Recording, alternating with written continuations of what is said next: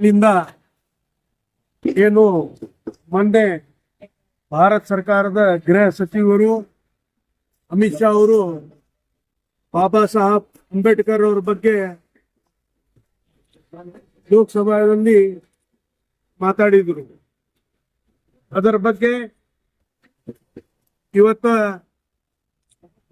Majlis Ittehadul Muslimeen AIMIM ವತಿಯಿಂದ ಪ್ರತಿಭಟನೆ ಹಮ್ಮಿಕೊಳ್ಳಲಾಗಿತ್ತು.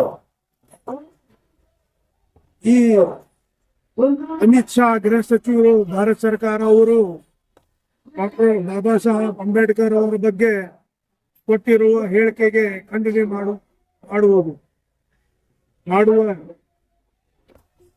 ಬಾಬಾ ಸಾಹೇಬ್ ಅಂಬೇಡ್ಕರ್ ಅವರು ಭಾರತದ ಸಂವಿಧಾನ ಶಿಲ್ಪಿಗಳಿದ್ದಾರೆ.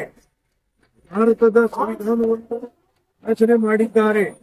ಭಾರತ ಪ್ರತಿಯೊಬ್ಬ ನಾಗರಿಕನ್ನು ಬಾಬಾ ಸಾಹೇಬ್ ಅಂಬೇಡ್ಕರ್ ಅವರನ್ನು ಅತ್ಯಂತ ಗೌರವದಿಂದ ಮಾಡುತ್ತಿದ್ದಾರೆ ಅಂತ ಮಹಾನ್ ವ್ಯಕ್ತಿ ಬಗ್ಗೆ